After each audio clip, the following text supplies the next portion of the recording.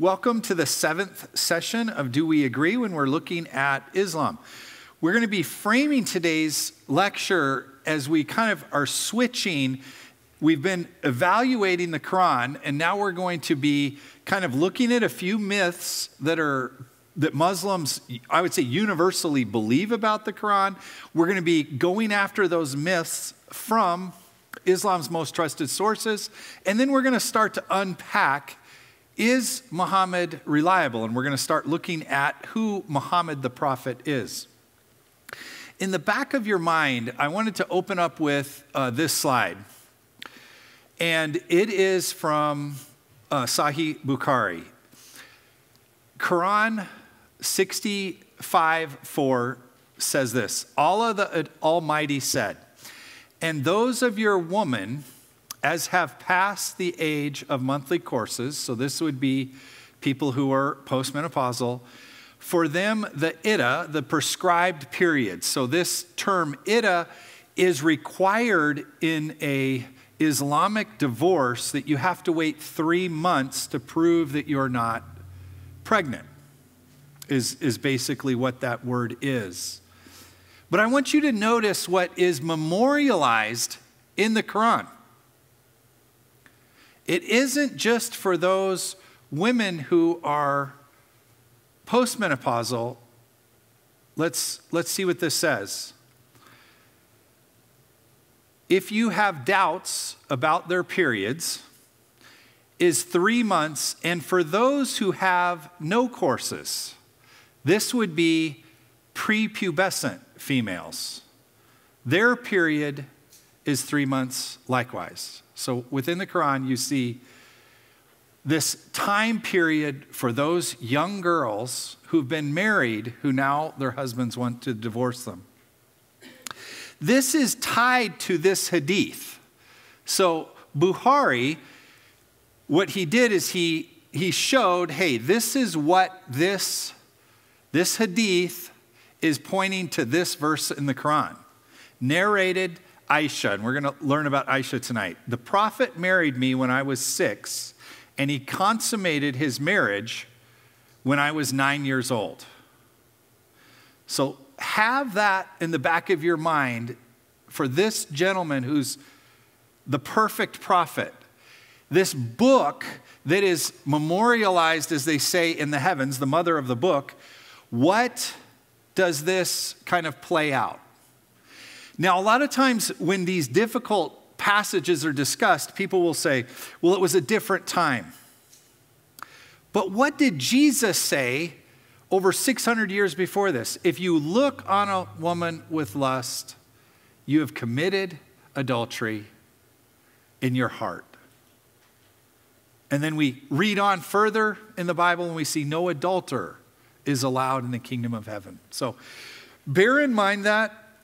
We're going to be talking about the Isnad, and I want to focus on that from last week. This Isnad is the chain of transmission. So it's been related to me by this person and this person and this person.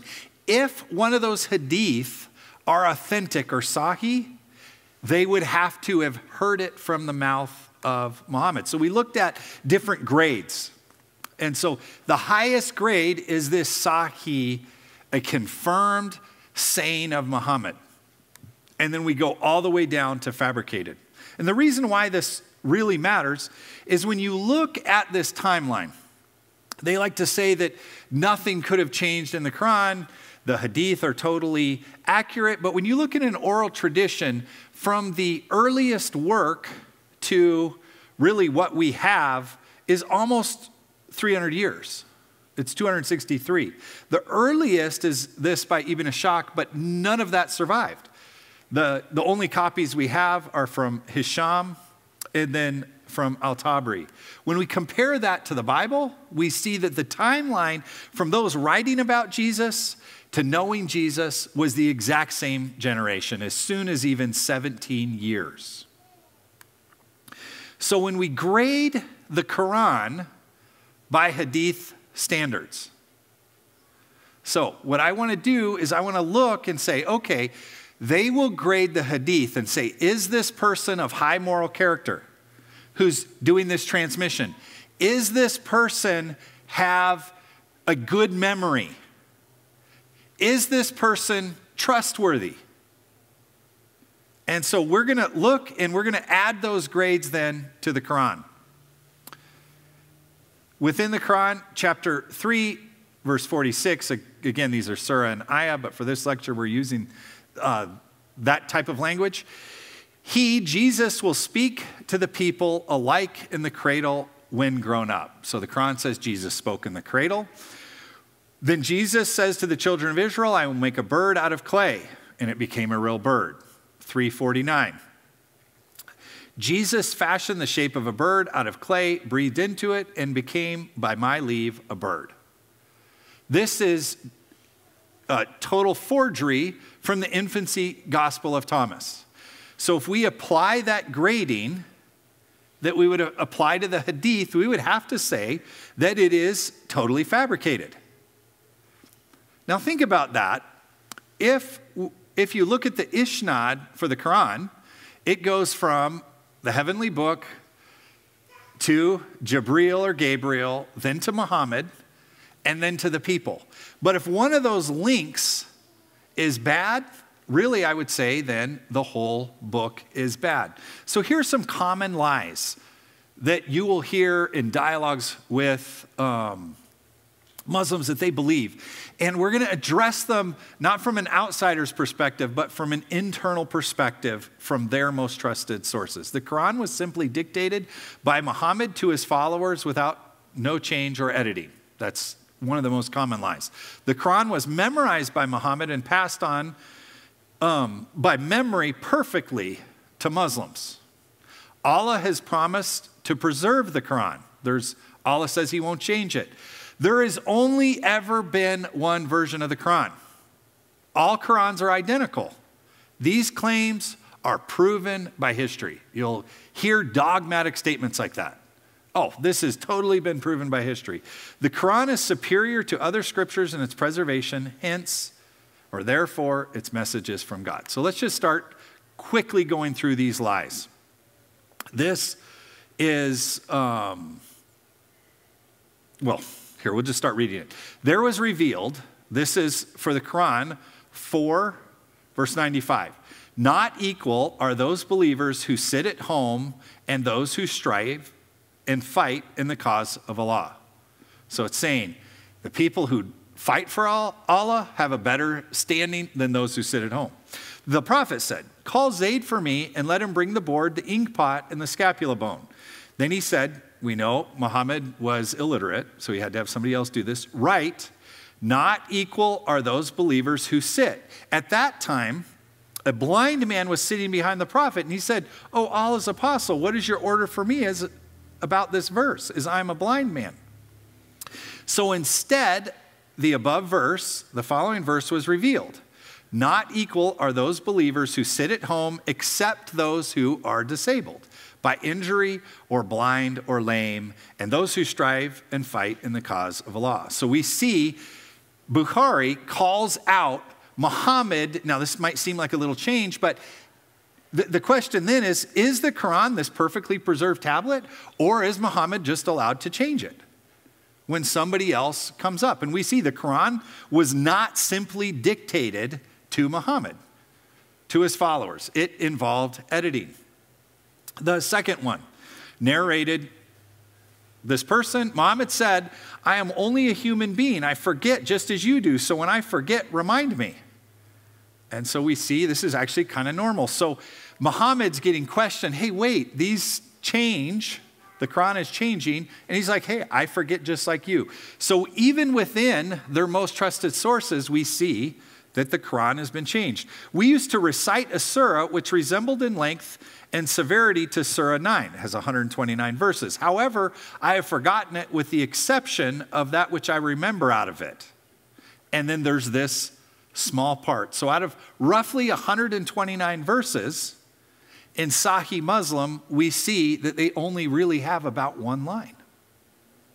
It will only take you very few conversations with Muslims before you hear about the Quran's eternality. And so having a couple of these to be able to go, well, wait a minute, according to your most trusted sources, things are missing. Ibn Abbas reported, Allah sent Muhammad with truth and revealed the holy book to him.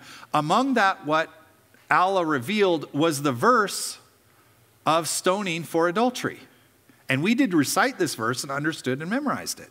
Well, we looked in the previous session, stoning is perfectly legal in Sharia, but it is not memorialized in the Quran. And here we see in Sahih Bukhari that this verse in the Quran has been dropped, and it's no longer in today's Quran. And we saw the abrogated verses, but they're abrogated not by the Quran. They're actually abrogated by a hadith.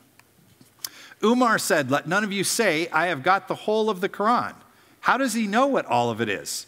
Much of the Quran is gone. Let him say instead, I have got what has survived.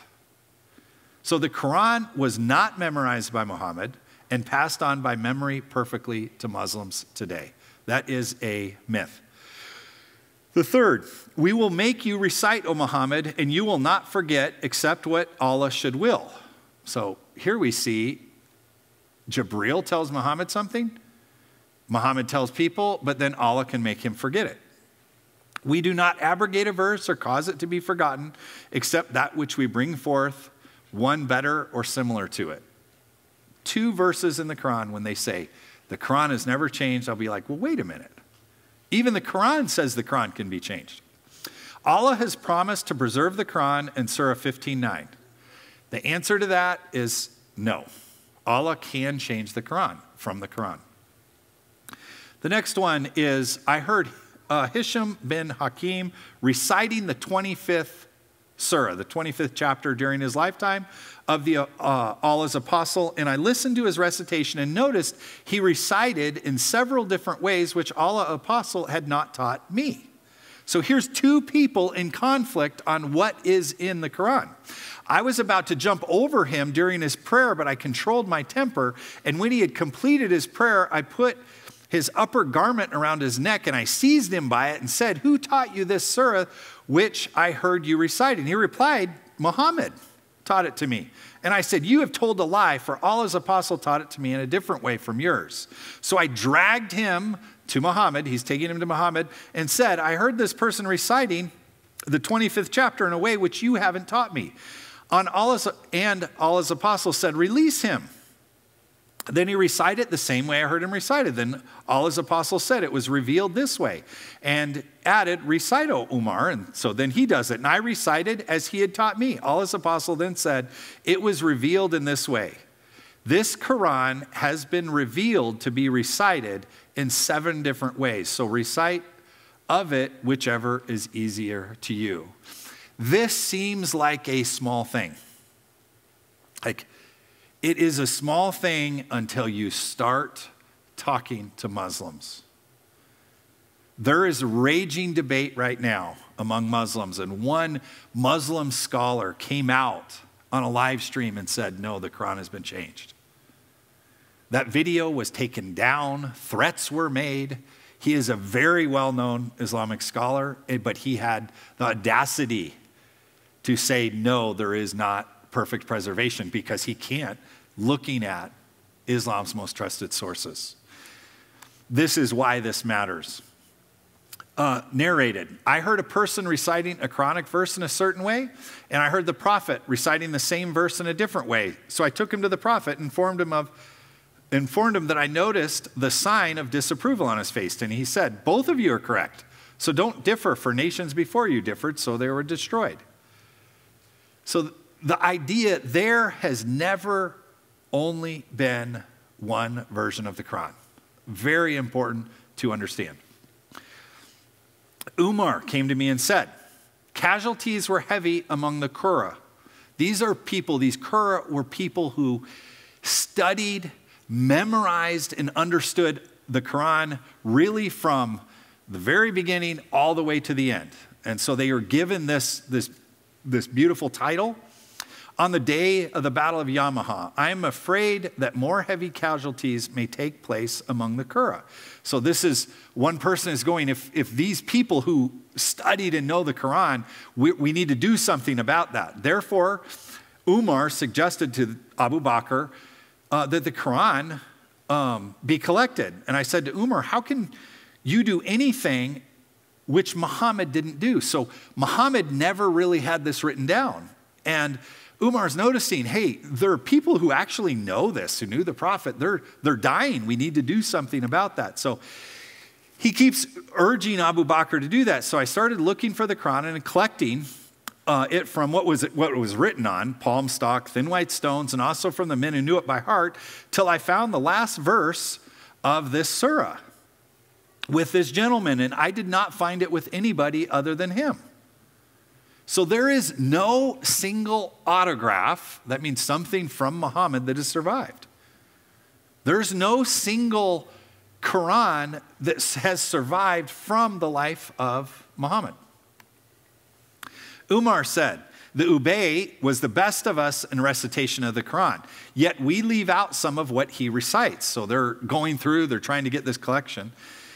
Ubay says, I have taken it from the mouth of Muhammad, and I will not leave it for anything whatever. So the Quran that we have does not match the Quran, according to Bukhari, that Ubay had.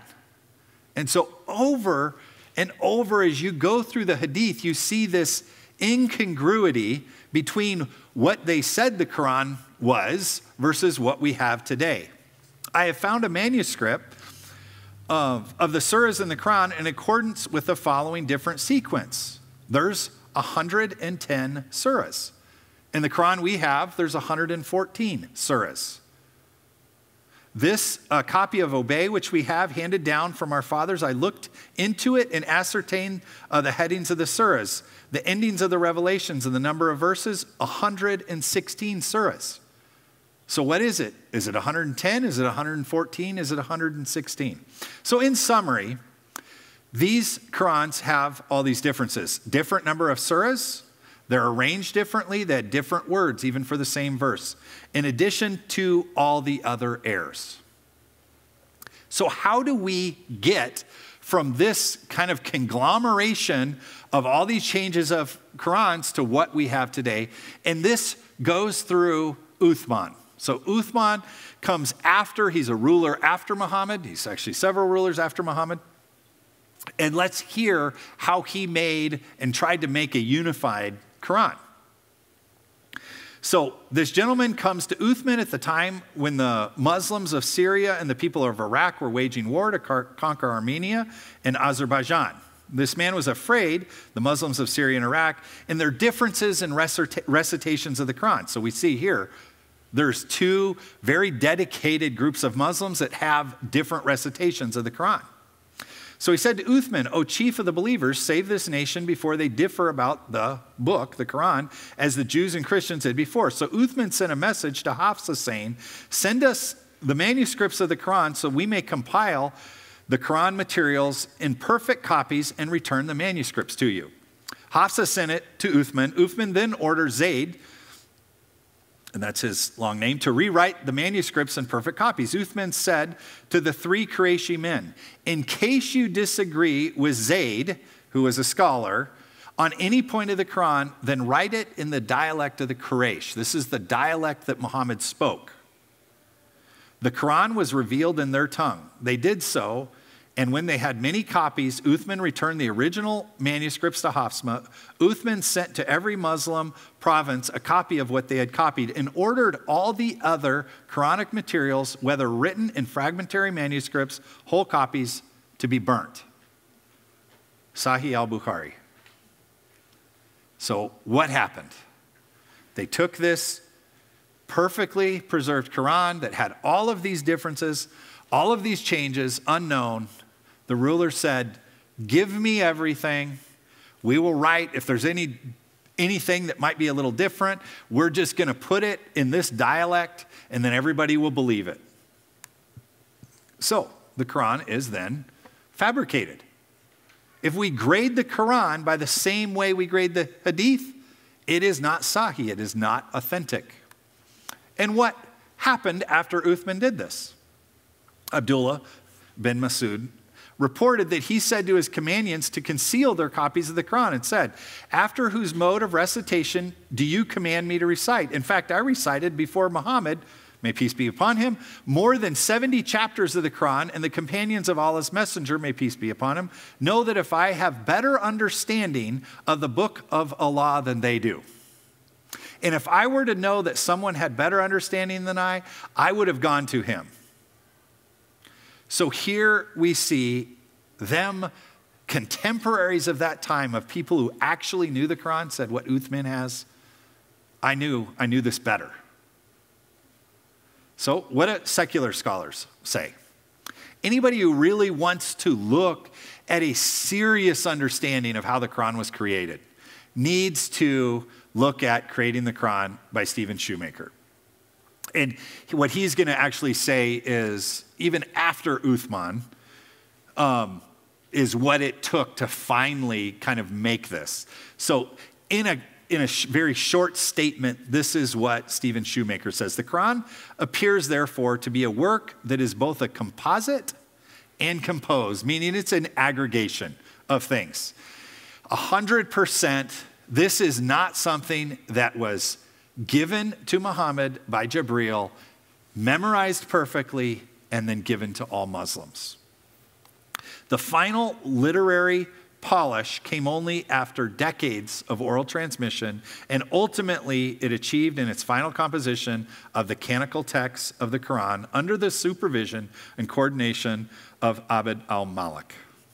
When we do what we'd call a historical, critical evaluation of certain areas from the fragments that we do have, because when we look at the New Testament, we look at letters of people quoting parts of the New Testament and go, hey, does this match with a manuscript? This is a really old letter. This manuscript we have part of and it overlaps with that. We then kind of take in this entire framework and say, is what we have valid? And then there's something called variance, and we can go, oh, does this vary a little bit? Does this?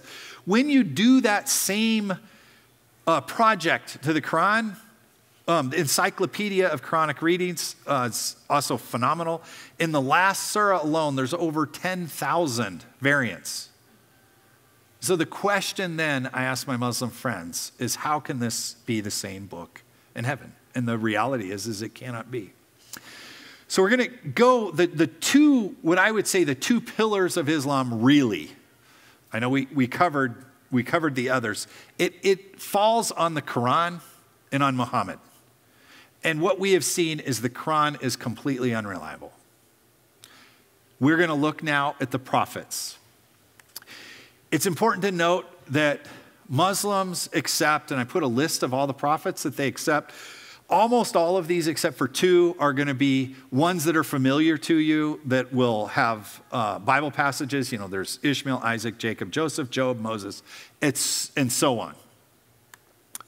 But what we're going to focus on, instead of all of the things that they've changed it about that, is we're just going to look now at Muhammad. We have shown the Quran is not preserved. It's not historically accurate. It is a composite and composed text. It is internally self-refuting and fails tasks like finding Muhammad in the Bible. Now, what does the most trusted sources say? We see what they say about the Quran. Let's see what they say about Muhammad. And in order to do that, I think it's important for us to jump in and look at who Muhammad was as a child. He had a very tragic upbringing. So Muhammad was born to his biological mother, Amina, and you'll see why I say that, in 570 AD. His father dies while he is still in the womb.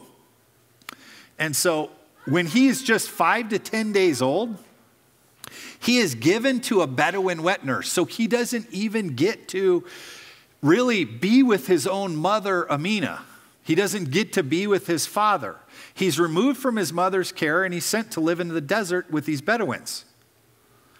The Bedouins, they have a problem with him. In fact, one of them will see that the mother that was taking care of him in the desert thinks he's demon-possessed. And they send him back at 4 years old, then to live with his mother. So he's lost his father. Didn't get to grow up with his mother. And then at 4 years old, he comes back to live with his mother. And his mother dies when he's 6, so he really only gets 2 years with her. He'll be adopted by his grandfather, who dies when he's 8, and then he's sent to live with his uncle. So by 8 years old, the primary caregivers in Muhammad's life, he has really not had a chance to experience any of them. The death of a mother can have a profound impact over and over for trauma. And one of the things, it's outside the scope of this lecture, but when psychologists look through this lens at Muhammad, the relationships often that a man will have later in life with this much trauma and dysfunction early in life, they go, oh, it kind of makes sense with some of the storytelling. Simple Psychology, Anna Drescher said this: if a man's relationship with his mother was dysfunctional, he might subconsciously repeat the same patterns in adult relationship. This can prevent him from having healthy, fulfilling relationships with women. For example, his mother may have been overly involved in his life, making a lot of decisions for him and controlling his social interactions. In his adult relationship, he might seek out a partner that basically does the same thing. And so you see that how a child, the kind of the trauma that a child experiences often will play out. Psychology Today, Dale Kushner said, and this one is actually kind of interesting, if people look at who started kind of cults, who started religions through the eyes of that, Buddha lost his mother at a very young age. He marries very young, but he ends up abandoning his wife and his son for a spiritual life. A core teaching in Buddhism is that life is suffering. And one of the causes of suffering is attachment or clinging to ideas or things. When we cling to what is impermanent, we suffer. And so when we think about what does Buddhism teach, when we look at how Buddha was from the very beginning, you can understand, you can draw a direct parallel to his teaching. It's all suffering. You need to let go of everything. Essentially, everything is meaningless. Boys who lose a mother at an early age experience disrupted attachment styles, are vulnerable to separation anxiety, fears of abandonment, and difficulty in cognitive function, such as organizing skills. Later in life, motherless sons may have difficulty with intimacy, especially with women. So childhood trauma and neuroscience, a child's reaction to trauma, this is Morgan, I'm not even going to say the last name, so I can't pronounce it. A child's reaction to trauma may appear differently than that which is expected. With my younger clients that have encountered trauma, one recurrent theme among all of them is personalization. It is a natural for egocentrism to take place. If a child is exposed to trauma during earlier development stage, they may adopt magical thinking as a way to disassociate from the traumatic experience. Another common reaction is externalizing behavior. Externalization can include defiance, outbursts of anger, and physical aggression. So one of the things that they see with severe childhood trauma is they come up with these magical experiences, these kind of fantastical things. They're very aggressive. And essentially, we see that in Muhammad. So here is a story from Muhammad's childhood, one of the few that we actually have, why he's from 0 to 4 living with these Bedouins. And this is taken from the earliest source material on Muhammad. Muhammad said, 2 men in white raiment came and threw me down and opened up my belly, and some would say his chest, and searched therein for I know not what. They were looking for him, and so they finally found him. His father said to me, I'm afraid that this child has had a stroke. Is the dad taking care of him?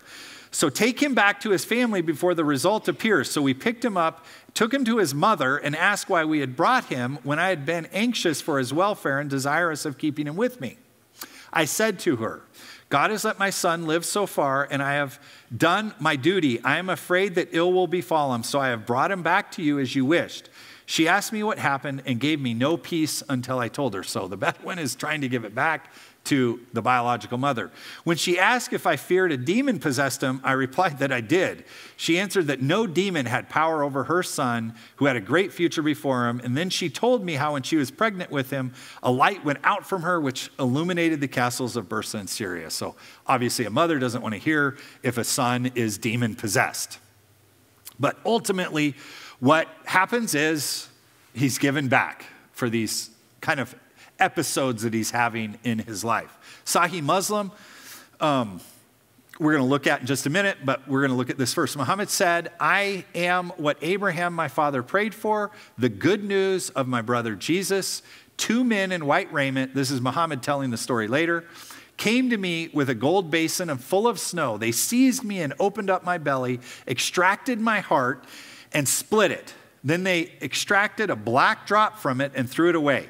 They had washed my heart and my belly with that snow, and they had thoroughly cleaned them. So he then tells the story. This is a little different narration of the same thing. Gabriel came to the messenger of Allah. When he was playing with some boys, he took hold of him, laid him on the ground, split open his chest, and took out his heart, then extracted a clot of blood, took it out of his heart. Then he extracted a clot of blood and said, this was the portion of Satan in you. Then he washed it in a basin of gold with Zamzam water. We see it's different than snow, but it's the same basic story, same myth. Then it was joined together and returned to its place. These kind of magical stories is what we would expect.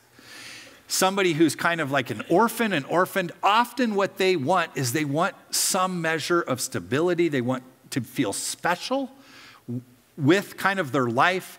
And sometimes children in this type of real trauma, let's call it what it is, they kind of have these fantasies. So Muhammad becomes a traitor, and actually everything that's reported about him is he's quite honest. And he starts trading for this woman. Her name is Khadijah. She's 40. She's a little bit younger than that, but they get to know each other, and ultimately they get married. So Muhammad, in his first marriage, he's 25, he marries Khadijah, who's 40. And this is recorded in Al-Tabari and other areas. They had 2 boys who die very young, and they have 4 daughters.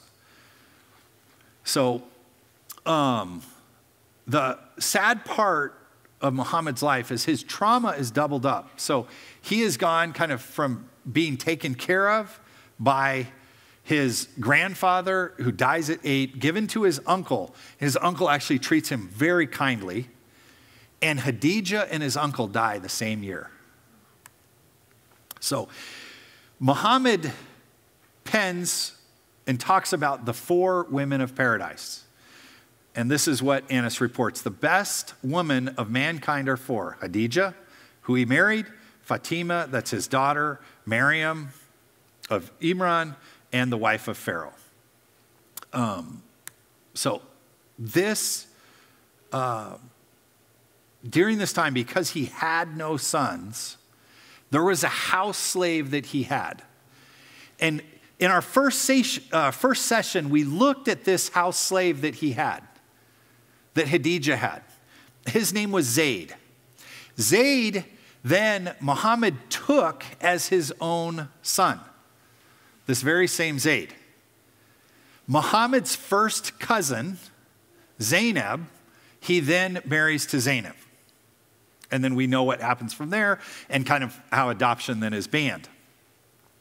So we see even within his early life, when he is married to Khadijah, most of what Muhammad does is quite, his sayings are, I would say, mostly filled with really very virtuous things. You see him being very kind. After Khadijah is when things really go off the rails with him. And so we're going to look at that. But before we get into that, there's another myth that's often propagated about Islam, and everyone is kind of treated equally. Muhammad was a slave owner. He owned black slaves. So we're going to look at some of those things. Sahih Muslim says, there came a slave and pledged allegiance to Allah's apostle on the migration.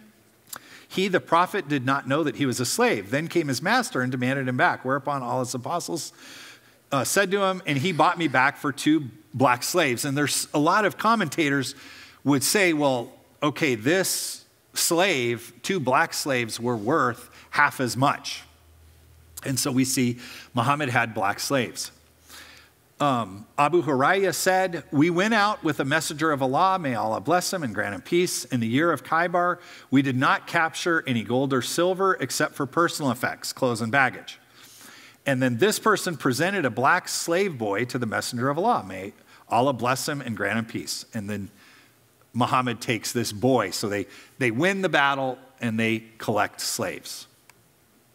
Umar, I came and behold, Allah's apostle was staying in this attic room. A black slave of Allah's apostle was at the top of the stairs. I said to him, tell the prophet that Umar's here and he wants permission. Then he admitted me.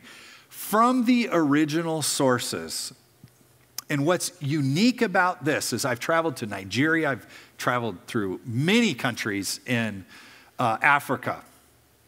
How many do you suppose Africans who convert to Islam know that Muhammad was a black slave owner?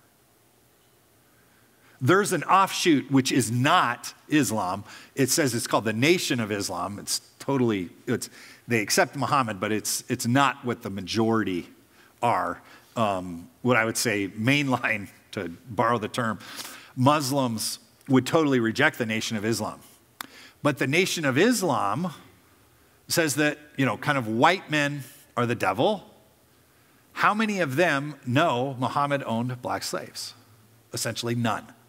These are stories that have been buried. If you go and try to find these kind of things on ChatGPT, a lot of times they'll say, oh, this is taken out of context. But do we trust Islam's most trusted sources of what they say about Muhammad, or are we going to trust those in the last 30, 50, and 60 years? I say we have to trust the original sources. Umar came and beheld, that we just did that one. Allah's apostle was on a journey, and he had a black slave, and this is another one. And he was driving the camels very fast. There was women riding on the camels. Allah's apostle said, may Allah be merciful to you, drive slowly. And he says, you're carrying glass. He's like, these women are really important. So we see his slaves, his black slaves, are out doing all sorts of things. Muhammad also talked a lot about black skin. On the day of resurrection, Muhammad seest those who lied about Allah, concerning Allah, with their faces blackened. Is not the home of the scorners in hell?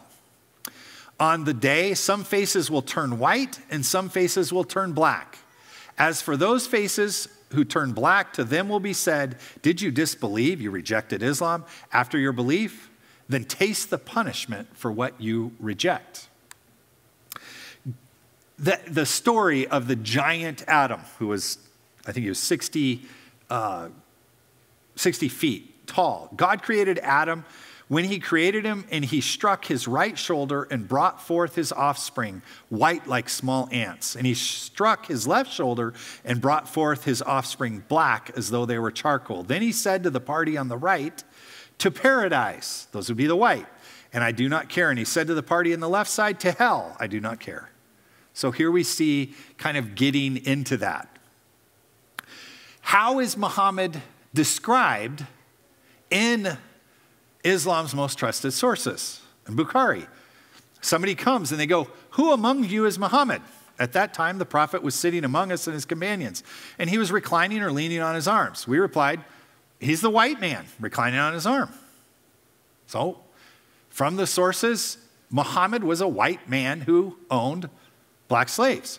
Umar reciting the poetic verses of Abu Talib, and a white person, the prophet, who is requested to pray for rain. Salim's father said, the following poetic verse occurred in my mind while I was looking at the face of the prophet while he was praying for rain.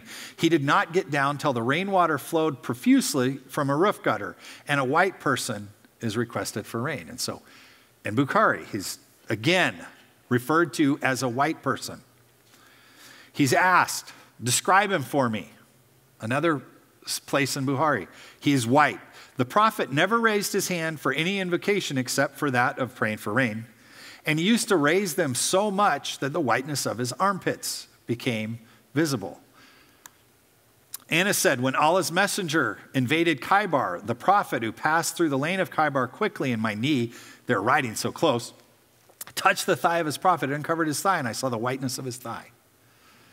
So you got to ask yourself, why were these things so recorded about what he looked like?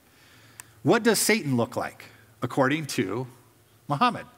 The apostle said, whoever wants to see Satan, let him take a look at this gentleman. He was a sturdy black man with long flowing hair, inflamed eyes, and dark ruddy cheeks. So Satan is a black man, according to Muhammad. These are just one of so many things that the average Muslim is completely unaware of. They do not read the hadith literature. They're not reading the biographies of Muhammad. And often, if they're ever said, well, what about this? They're going to go, that isn't true. It's just totally false. So that's why, again, I always say, I want Muslims to go back and read their original sources. So the first time Muhammad gets a recitation, he records what that's like. And I want you to think about if this event is true, and I do question the veracity of much of what he says, but let's grant him that. From what we read in the Old Testament or the New Testament, does this sound like him meeting an angel like Gabriel? The prophet added, the angel caught me forcefully and pressed me so hard that I could not bear it anymore. He then released me and again asked me to read, and I replied, I don't know how to read. Thereupon he caught me again and pressed me a second time till I could not bear it anymore. He then released me and again asked me to read. But again I replied, I don't know how to read, or what shall I read? Thereupon he caught me for the third time and pressed me. Then he released me and said, read in the name of the Lord who has created you, all that exists, has created man from a clot. Read, and your Lord is most generous. Then Allah's apostle returned with the inspiration, and with his heart beating severely, he went to Khadijah. Again, she's 40, he's 25. It was a little older. This is not right after they're married. And said, cover me, cover me. And then she covers him till his fear was over. And after that, he told her everything that happened. And he said, I fear something had happened to me. This does not sound like one of the angels that appeared to the shepherds. It doesn't have that same feeling. And so what ends up happening is Muhammad is so disturbed by that. Now, none of God's creatures was more hateful to me than a poet or a man possessed. So literally, Muhammad thought he was possessed after this event happens. I could not even look at them. I thought, woe is me, poet or possessed. He doesn't know. Never shall the Quraysh say this of me. He knows that they're going to say he's probably possessed. I will go to the top of the mountain and throw myself down that I may kill myself and gain rest. Those who have encountered the truth, this is not how they respond. And yet, according to Islam's most trusted sources, this was Muhammad's response. After meeting what he thought is Gabriel, he thought, I probably should commit suicide. Abbas said to the prophet, put your waist sheet over your neck so that the stones may not hurt you. But as soon as he took off his waist sheet, he felt unconscious on the ground with both of his eyes upward to the sky. When he came to his senses, he said, my waist sheet, my waist sheet. Then he tied his waist sheet around his waist. So what is this describing? Muhammad would get these revelations. And so here he is sitting around, and he basically, it's what he looks like when someone goes into a seizure. And then he would come to his senses, he'd be looking up, and then he would get a revelation. And so they're like, hey, make sure he's covered.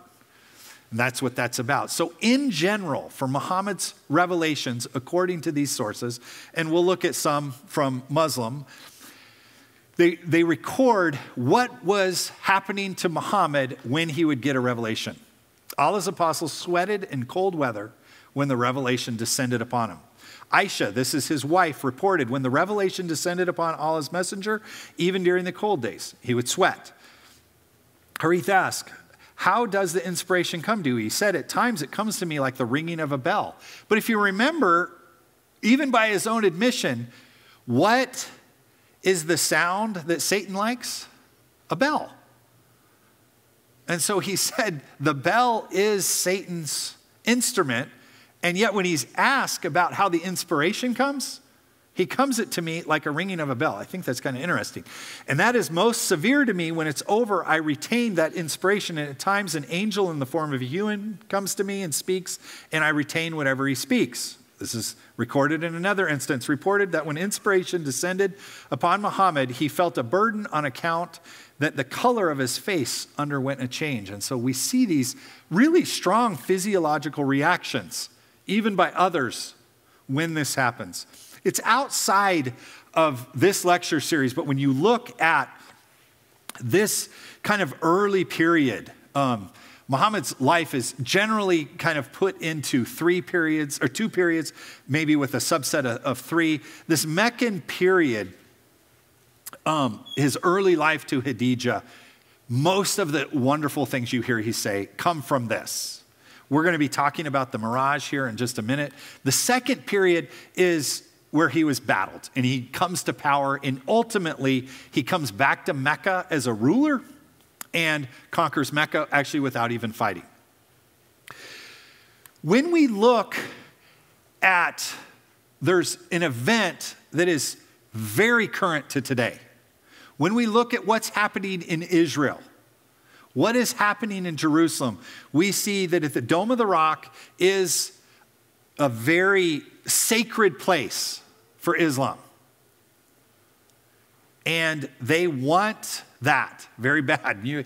Often I think people go, when you look at how tiny Israel is, you look at how much land, people, resources, why do they want this little tiny spot? And it comes down to this event in Muhammad's life. It's called the Isra and Miraj, and it's a night journey that he takes. And then the Miraj is what happens at the end of his journey. He will go up to heaven, he'll come back, and let's unpack that a little bit. So this is recorded in 17:1. Exalted is he who took his servant by night from the sacred mosque in Mecca to the furthest mosque, that's Al-Aqsa, in Jerusalem, whose surrounding we have blessed to show him our signs. Indeed, he is the hearing, the seeing. Muhammad describes how he goes, this is a long ways away there, and it's on this kind of, I put a picture up, represents of this kind of like this magical donkey. It actually isn't either. It has a face of a woman. We could go and look at the origins of this because it does show up in some other religious writings, but it's called the Barak. Was brought to me a white animal, smaller than a mule and bigger than a donkey. One stride of it covered the distance as far as I could see. So this was a magical beast. I mounted it and we set out until we reached Jerusalem. So his mythical steed takes him to Jerusalem, where he ascends the 7 heavens, meeting prophets on each level. So on this journey, he will get a chance to glimpse into hell. It's called the fire. He is told that 50 daily prayers are what's required. So if you think about it, they have 5 daily prayers. And so Moses says, no, that's too much for humanity. And there's this kind of dialogue back and forth. When we look at how does this story parallel other myths that were going on, we see the Miraj mirrors the books of Enoch, but especially if you go to 2nd Enoch 8 through 20, it also has elements of the Apocalypse of Paul. None of these, of course, are accepted by Jews and Christians. The Miraj imitates also the Zoroastrian text, and I give the name of it there, and it's visionary journey through heaven and hell. It does so that this author, the scholar says, it's unnecessary to point out how great the resemblance all this is in the Mohammedan legend of Muhammad's Miraj. Why does this matter? If Muhammad made up the story about going to Jerusalem, how much different would that be for today? If Muhammad never rode a magical donkey, how different would that look? What would be on the Dome of the Rock? So, one of the things that I think's really nice to do, often when you have somebody and they're telling a story, ask the people closest to them. So let's ask Muhammad's favorite wife, Aisha. Aisha, as recorded in Sahih Muslim, this is authentic hadith. The wife of the Prophet said, the body of the messenger of Allah was not missing. He was only taken by spirit. So she's like, when she was asked, where was Muhammad? She's like, well, he had to be taken by spirit because I was with him last night. So she contradicts, she says the opposite of what he said. And in the oldest, in Ibn Ishaq biography, also it's recorded the apostle's body remained where it was. God must have removed his spirit by night. So she's saying that he didn't go. So the night journey has led to serious consequences of tying Islam to Jerusalem. This mythical event has led to countless lives lost. I have yet to meet a Muslim who's read the original sources on Muhammad's ride to Jerusalem, where they then stake claim. Ultimately, he's rejected by the Jews. Very few Muslims know that they used to actually, the Qibla was to Jerusalem, and then they change it to this pagan area to Mecca. The three holiest sites in Islam are obviously Mecca, the Prophet's Mosque in Medina, and then now Jerusalem. On this, we also get some interesting doctrines. So he's taken, but he looks into hell, and now we have some implications of this worldview of how he views women played out when we look at Sharia law across the world. This is recorded in both Bukhari and Muslim, almost word for word, almost the same. I looked into paradise and I saw the majority of its dwellers were the poor. I looked into the fire, into hell, and I saw the majority of its inhabitants were women. And we already talked about what is the value of a woman according to the Quran. And call 2 witnesses from among your men. But if 2 men are not available, then a man and 2 women. Their testimony is worth half. We also looked that if you're on a journey, you had come in contact, you had had some relationship with a woman. The woman was dirtier than dirt. So if you wanted to go through ceremonial cleansing, you could just use dirt in order to clean yourself up. Before the night journey, the messenger of God was visited by Gabriel. So we see this story happening when he's a child. We see him reporting the same thing again. He split open his chest between his throat and his belly, took out his heart, washed it with a golden bowl filled with faith. Then he sealed it, returned it to its place. Then Gabriel brought, I just call it a magical steed, and the messenger of God mounted it. In Muslim, it's a little bit different, but still very similar. Gabriel split open his chest and washed it with water of the Zamzam, that Zamzam well. Then he brought a golden bowl full of wisdom and faith and poured it into his chest and then sealed it. We see these fanciful ideas based on other stories in order to elevate who he is, elevate his status among Arabia to these other stories that were going, and they could go, oh, wow, I've heard this story. Look, this has happened again to Muhammad. We need to remember, canonized in the Quran, Muhammad is an excellent pattern. He is the perfect source for how to live. Sharia is based on literally exactly how he responded to things. So let's look at Muhammad. The prophet used to visit all his wives in one night, and he had 9 wives at that time. This is recorded in Bukhari. The prophet had the strength of 30 men, as so he said. Narrated, again, the prophet used to go around all his wives in one night, and at that time he had 9 wives. Again, a different reference. Let's look at a different reference in Bukhari. The prophet used to go around and have relations with all his wives in one night. He had the strength of 30 men. So over and over again, we see, wow, he's so manly. So a lot of times, it's important, if somebody is embellishing a story, go ask those people who are closest. We saw his favorite wife, right? Aisha, no, he wasn't there. Why don't we ask Aisha what was said? I wonder if anything is reported in Islam's most trusted sources. Well, here we are. Bukhari 7, book 7, Hadith 660.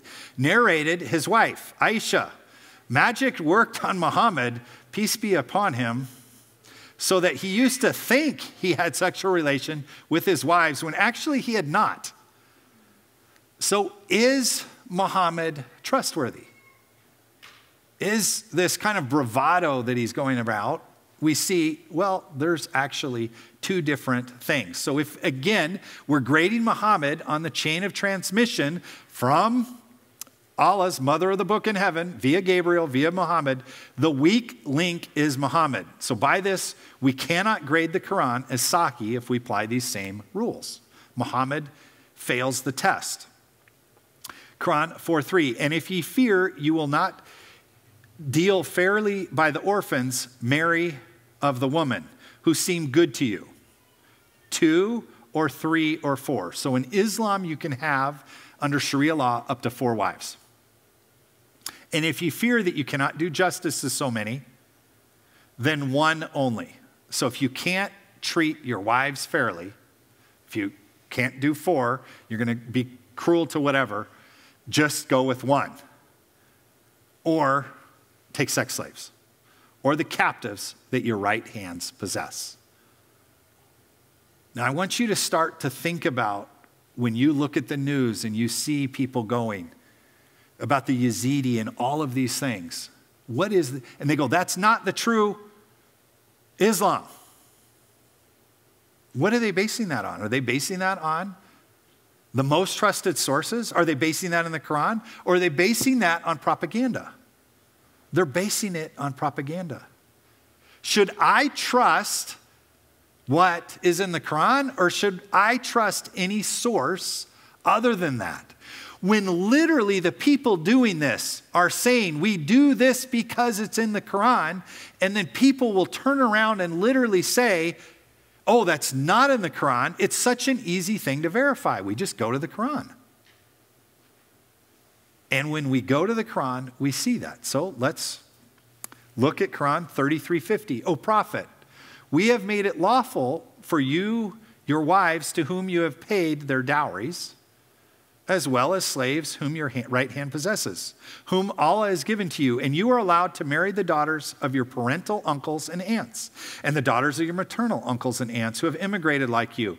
Also allowed for marriage is a believing woman who offered herself to the prophet without dowry, if he is interested in marrying her. This is exclusively for you, not for the rest of your believers. So, according to Allah, via Gabriel, via Muhammad, Muslim men can have 4 wives.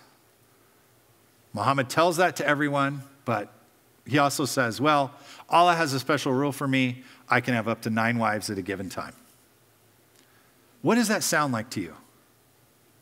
Rules for you, but not rules for me. Rules for thee, not for me. Another qualifier for the hadith is considered to be sahih or authentic in everyone in the isnad. Everyone in that chain of transmission must be of high moral character. So let's think, how would we grade Muhammad's character? These are the wives of Muhammad. The last 2, Maria was elevated. She was actually a slave, a sexual slave. So let's look at just a few. We're going to look at just a few of Muhammad's wives. Khadijah dies and he marries Sada. She married Muhammad about 3 months after Khadijah's death. She was definitely not a favorite of Muhammad. Muhammad was 50 when he married her. She was, it varies in the sources, between 35 and 40. She feared that Muhammad might divorce her, which would be bad in that society. She'd lose protection. And she said, O messenger of Allah, do not divorce me. Give my day. So actually, he didn't visit them all in one night.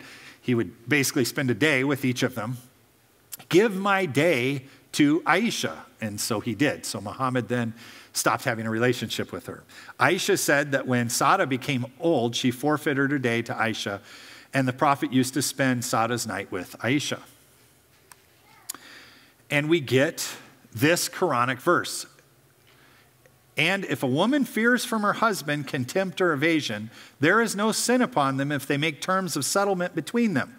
And settlement is best. And you will never be able to equal in feeling between wives, even if you should strive to do so. So do not incline completely toward one and leave the other hanging. And if you amend your affairs and fear Allah, then indeed Allah is ever forgiving and merciful. So this verse comes to him, and now it's okay for him to not treat his wives equally. He has a special rule. Khadijah died 3 years before the prophet's departure to Medina. He stayed in Mecca for 2 years or thereabout, and then he married Aisha. This is his favorite wife, the one that we keep hearing about, when she was a girl of 6 years of age. He consummated that marriage when she was 9 years old. This is mentioned over and over and over and over and over again. Now, the immediate response is they're going to say, cultural context, cultural context, cultural context. Wait, it's cultural context. Well, wait. Let's go back to what did Jesus Christ say? What did he have to say about marriage to a woman? You should love your wife as much as God loves his church. Where in the New Testament is pedophilia promoted and pushed? And does this matter for today? Absolutely, this matters. Bukhari. Now, I want you to listen and understand this is his wife speaking. Narrated who? Aisha. Okay? Listen to what Muhammad said to her. Okay? This is a older man, 50-year-old man coming to a 9-year-old. Muhammad said, "You were shown to me twice in my dream before I married you." So this would have been before she was 6. "I saw an angel carrying you in a silken piece of cloth, and I said to him, 'Uncover her.' And behold, it was you. And I said to myself, 'If this is for God, then it must happen.'" I will tell you, if any pastor who's already married comes to a young woman in his congregation, in his youth group, and said, "God has told me, I saw you. We need to be together," that man should go to prison, especially, obviously, if she's 9. So within this ishnad, where is the weak link on moral culpability and moral character? How is this, then, do we agree, this same Abrahamic faith? Shame on those who promote and put Jesus Christ and Mohammad anywhere on parity. Shame on them. Again, let's listen to Aisha. Narrated Aisha, "The prophet engaged me when I was a girl of 6. We went to Medina. My mother came to me while I was playing in a swing with some of my girlfriends. She called me and I went to her, not knowing what she wanted me to do. She caught me by the hand and made me stand by the door of the house. I was breathless then. And when my breathing became all right, she took some water and rubbed my face and head with it. Then she took me into the house. There in the house, I saw some of these women who said, 'Best wishes and Allah's blessing and good luck.' Then she entrusted me to them, and they prepared me for the marriage. Unexpectedly, Allah's messenger came with my mother, handed me over to him, and the marriage was consummated. And at that time, I was a girl of 9 years old." Aisha, narrated Aisha. "My mother came to me." This is from Muslim. The other was Bukhari. "My mother came to me, and I was at that time on a swing along with my playmates. She called me loudly, and I went to her. I did not know what she wanted of me. She took hold of my hand and took me to the door, and I was saying, 'Ha ha,' as if I was gasping. Until the agitation of my heart was over, she took me to a house where had gathered the woman of the Ansar. Allah's messenger came there in the morning, and I was entrusted to him. And he was taken to his house as a bride when she was 9, and her dolls were with her. This would be this prepubescent. But if you think that's bad, it gets worse. Ibn Ishaq records, Muhammad sees this female baby when she was a baby crawling before him. And Muhammad said, if she grows up and I'm still alive, I will marry her. So let's think about that. Aisha was 9. He was, 54, 55. Muhammad sees a baby and it's like, yeah. Now let's go back and look also at, we see why all of these things are happening with adoption being banned in Islam. And we look at this Zayd and Zainab. Zainab was Muhammad's first cousin. His paternal aunt, it was her daughter. First cousin marriage. He gives this woman to his son, leaves his son, says essentially divorced, and she becomes his wife. Do worldviews have implications? Do worldviews that are lived out and thought, let's draw a line all the way to today. And what do we see? Country after country in Sharia law where this is totally legal. Happens. These are actually their real names. They're 8 years old, Tehani and Gada. If you Google Tehani and Gada, you can see their story. This woman went around and took pictures of child brides.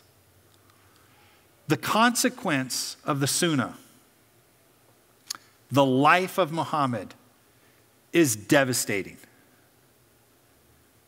So here's Girls Not Brides. It says, what drives child marriage in Yemen? And this is the thing that really galls me, that gets me going. Now, I want to say Girls Not Brides, they do amazing work. But listen to the reasons they give in Yemen. You can go to their website today of why this is happening. What drives child marriage in Yemen? Gender inequality. Well, yeah, but why? Poverty, lack of education, family honor, conflict, COVID-19, and trafficking. You will not find the Sunnah, Muhammad, listed anywhere. If there is a disease and we cannot go to the root of that disease, how are we going to treat the disease? If we solve COVID-19, does Girls Not Brides think somehow that's going to solve this problem? What about lack of education? Well, maybe if it's education about Muhammad. What about poverty? This is even happening among wealthy areas. What about consanguineous marriages? I want you to sit back. I have a little test for you. A consanguineous marriage is a marriage that is first cousin or second cousin. So con is kind of like with, right? Sanguine is blood. So this is the same blood marriage. So we're going to pick a country. I'll pick Pakistan. What percentage of marriages in Pakistan, and we know all of the problems, genetic problems. People want to talk about the scientific miracles in the Quran. Marrying your first cousin is not one of those miracles. There's lots of problems that come out from that. Think of a number in your mind. Is it 4% of marriages? Is it 6%? Is it 8%? Maybe it's wild and 15% of the marriages in Pakistan are between first and second cousins. Do you have a number? Think about that number. Now, out of whatever number you pick, surely most of the marriages are going to be between second and third, especially today. Like, we know all of these genetic things. But because this is considered so wonderful, this Zainab Muhammad marriage, roughly 70% of the marriages in Pakistan are consanguineous marriages. How many of those marriages do you think those women want to be in, knowing the genetic problems that could easily come from that? Out of those 70, 80% of those are between first cousins. Now, it's not 80 total, it's 80 of the 70. I often hear people within the Christian realm talk about, I want to stop human trafficking. I have yet to hear any human trafficking within the Christian realm that talks about Islamic child brides. But if you add up all of the trafficking that's known by non-family versus family and add up child brides, it is a drop in the bucket next to what's happening to these child brides. We're talking about millions and millions and millions of these happening. The human trafficking toll is devastating. So they try to make these changes, these laws. So here's what the New York Times found. Islamic conservatives, whose influence has grown enormously in the past 2 decades, defend it. Islam is growing. That's what we started out with. You will live in an Islamic majority world. Know that. So you need to know what Islam teaches. Islamic conservatives, whose influence has grown because now so much more is being translated into their tongue, and Muslims are starting to read what Muhammad said instead of just repeating the Quran. They defend it, pointing to the prophets, Muhammad's marriage to a 9-year-old. Child's marriage is deeply rooted in local custom. Well, yeah, it is. It's to his custom. Even enshrined in old tribal expression. Give me a girl of 8 and I can give you a guarantee for a good marriage.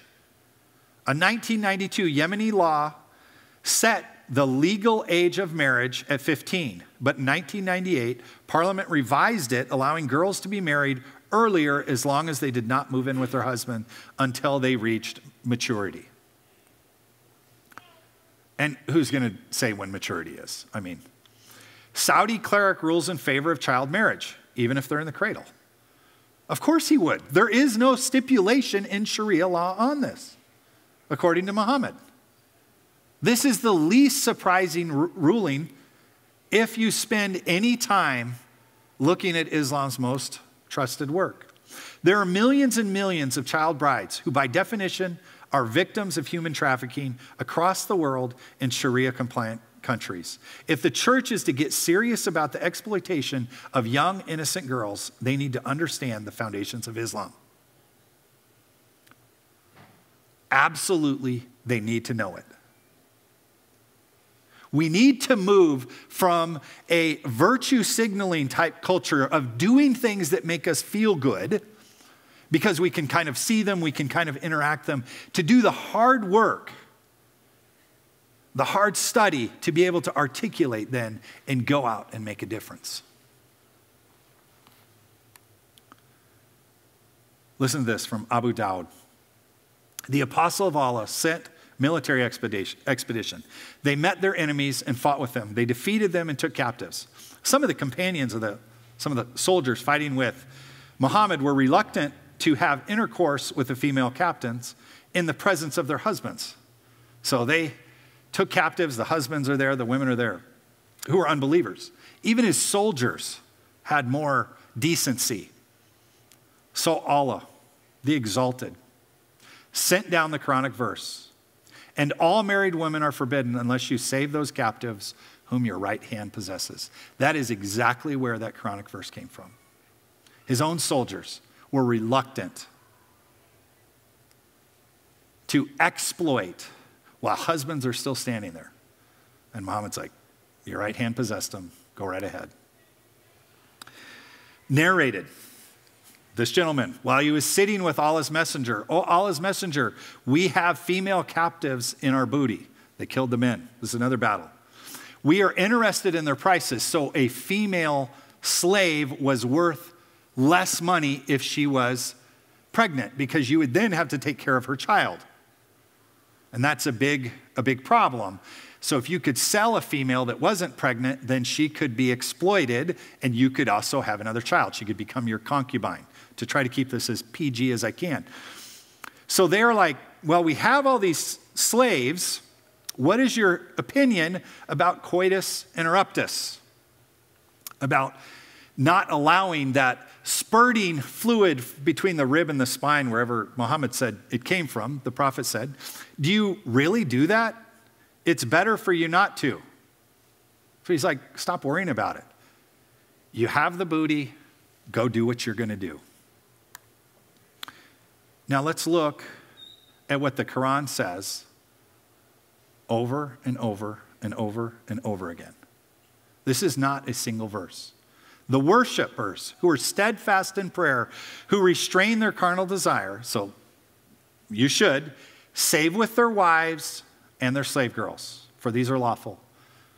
Surah 70. Surah 23, who restrain their carnal desires except with their wives and slave girls.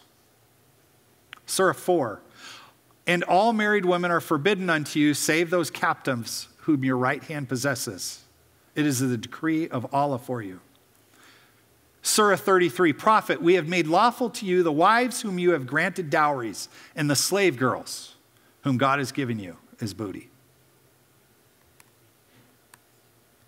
So we look at what happened with horror. And we were told when the Yazidi girls were all taken that that was not the true Islam. How many of those people who went on the news stories said that is not the real Islam, even glanced at the Quran? And then we see Christian pastors who want to stand up next and say, wow, we have a shared heritage. We're the same. Does he want to go say that now to those Yazidi girls? The same Jesus and Muhammad? Does he want to say it to the girls who wanted to be bombed? They literally, it says, I've been, because this is going to go on a video, I've been assaulted 30 times. It's not lunchtime. I can't go to the toilet. Please bomb us. We need to understand the fastest growing religion in the world from its original sources. And we need to have an understanding from pulpits. We need to speak with clarity. We need to speak with courage.